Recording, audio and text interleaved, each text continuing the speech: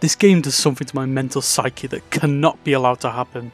Spit you off the edge! No, it's me! So I found out I could glide for the first time. Marvel Rivals is such a toxic masterpiece that I've been mentally conditioned to love. My two most played games ever are Garden Warfare and Overwatch. And I'm a massive fan of Marvel too. So when you mash those three things together, you get a diabolical little mousetrap that is slowly eating a sizable portion of my lifespan. When I'm on my damn deathbed, I'm going to be left with one massive lingering regret. Why the f*** did I spend 2 weeks of my life playing Jeff the Land Shark? This game is really fun, even if it tanks my PC more than any other game I've played all year. But amongst its fun crackhead-induced gameplay, hilarious friendship-ruining features, and impeccable style and detail, there are a few problems I think will cause this game to alienate a lot of its core target market. So stick around while I give my biased, cope-fueled take on this crackhead game. Remember, if you like the video, subscribe so I know what kind of videos you'd like to see more of. So, for those of you that don't know what Marvel Rivals is, then good. That means you're likely neither a Marvel or Overwatch fan, which means your place in heaven is secured. Marvel Rivals is a new third-person shooter akin to the likes of Overwatch and Garden Warfare. The gameplay is exactly how you'd expect. Two teams battling over various objectives and maps, with each hero being unique in design and gameplay.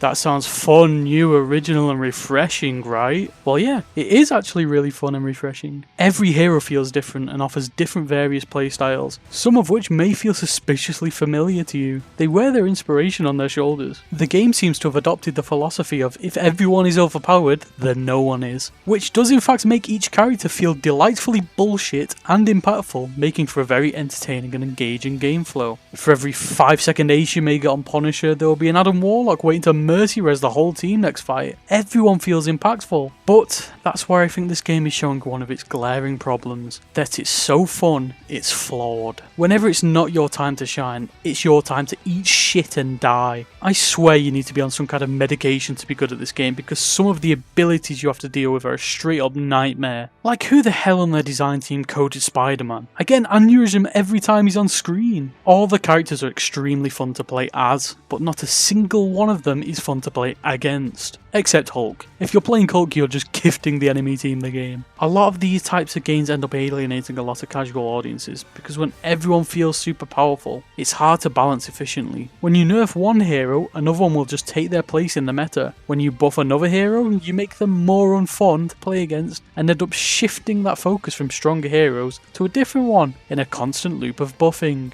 It's not too much of a problem yet, after all this is a beta test, although in fairness, those labels mean all nowadays. When you're promoting a battle pass in your beta test, it's pretty clear where your priorities in getting a working minimum value product lie. So what kind of enjoyment will you get from this game? Well, if you're a Marvel fan, you'll enjoy the whole lore and design of the game, with the premise being two Doctor Dooms from two universes causing chaos across the multiverse. I think that this is a very creative foundation for setting up this kind of game. This means you can easily bring in many different heroes and versions of heroes from Marvel's catalogue of multiverses. Take Flat Dick Spider-Man over here for example. The design team have a lot of freedom to make all sorts of decisions like heroes, maps, lore, cosmetics, you name it. From the base roster, I can already tell the devs are having fun with their freedom. I mean, how many of you even know who Magic is? The massive lack of Deadpool in the base roster is a testament to the devs' creativity. Once you put Deadpool in your game, you've basically just admitted your lack of originality. So what about if you're an Overwatch fan? Will you like this game? No, probably not. Because Overwatch fans, we don't even like our own game. We just play it. In seriousness, I do think there are a lot of transferable skills from both games, especially the roles and responsibilities. You basically have characters that fall into 3 categories, which are tank, damage and support. I forgot the actual names, but you get the idea. The tank is the frontline space creator, damage is your high damage kill characters, and support is where the girls play. So let's start with the tank role. What kind of enjoyment would you find in this role? If you're a fan of the idea of having a main tank and an off tank, then you'll enjoy this role. What I mean is, if you have characters which are great as main tanks for protecting the team and providing useful utility to protect them, but then also have the off tanks or bruisers, who are usually the space makers or flexible picks to peel for your team, where supportive protection or utility doesn't quite cut it. Thanks to the strength of healing in this game, you shouldn't have an awful time suddenly exploding like in Overwatch, which is fun. What about the damage role? Are you the type of player who will like it? Well, I'm already seeing emotional, ego-driven man-baby behaviour make its way into this game, so I'm sure a lot of us Overwatch players will fit right in. Jokes aside, the damage role is really fun, but probably the most frustrating role in terms terms of feeling your impact. Due to how strong the healing is and how widespread the damage can get due to the 6v6 team spread, it can feel like the time to kill is extremely long. I know this is a skill issue, but you need to actually be on some Spider-Man pills to be good at the damage roll. But thankfully, due to the team up passives, you'll probably get a lot of satisfaction from working with your team to get kills rather than getting them solo. I forgot to mention these team up passives earlier. These are like little stat bonuses, new abilities or new mechanics that can be applied to heroes on your team depending on the team up of hero selections. For example, Hela can resurrect Thor and Loki by getting final hits, Venom can empower Spider-Man with his symbiote powers, and Rocket can ride on Groot's back and gain damage reduction. Just stuff like that. Makes for a fresh take on the hero shooter genre since it endorses team play and thoughtful team compositions. It also bolsters your teamwork and creative skill expression, all whilst putting a fun flair on it with the Marvel brand. But now it's time to talk about the support role, which is coincidentally where I think the major problem of Marvel Rivals are on full display. These characters are fun to play for sure, but my god, you'll have the most miserable experience ever if they have dive heroes on the enemy team. Aside from Rocket, the supports have very little self-peel and survivability when they are dove. So remember me saying everyone feels overpowered? Yeah, well, when Spider-Man 0 to 100 combos you in 1 second, you feel that in full force, and there is nothing you can do about it but beg and pray. What's more, because everyone in the game is overpowered, your team is most likely too busy flipping about and constantly frontline fighting in one big skirmish all game to help. Seriously, I've seen Venoms get pocket healed and survive on objectives for like 3 minutes straight. No one has the time to deal with you dying. Marvel Rivals is extremely fun and fresh, taking inspiration from multiple popular games whilst adding a fresh spin on things with its creative roster, lore, and mechanics. But how far can that get you when your balance is all over the shop? On paper, the devs have created a very balanced game where everyone feels strong, fun, and unique. Which, yeah, is true to an extent, but in practice, this makes things far more complex to future-proof in terms of balance. It also turns some of your biggest unique selling points like strong themed heroes into severe points of frustration, whereby some players will be stomped and abused like most of the support heroes. There isn't any way in hell this game is going to be beginner friendly if it gets popular and stays as balanced as it is. Speaking of the game as it is, the game is still in closed beta, which makes me feel way less critical towards these problems. But like I said, when your closed alpha was already advertising its battle pass mechanics, then you know full well the devs were tasked with more important features, more than just gameplay. In all, I feel like this game could benefit from some kind of overall impact nerf to each hero, even if it's just stats, and additionally some tweaks to the way self-sustain works would be good. The general time to kill is too high for robust scale expression. The healing is far too strong that it feels like gimmicky utility rather than sustain, which is so frustrating to play against, especially if you're new. And I feel that some characters feel too helpless when tasked with facing situations alone. Although this last one calls for team play, we all know how scarce good team play is to come by. I think we should give support some kind of limited skill-based escape like CC or initial damage reduction, or have a better UI system in place to keep tabs on your allies. Perhaps an indicator on screen to the direction of a support in danger. Even with skilled teammates and full comms, this game is far too hectic to realise this on your own. Anyway guys, thanks for watching, let me know your takes in the comments. Goodbye.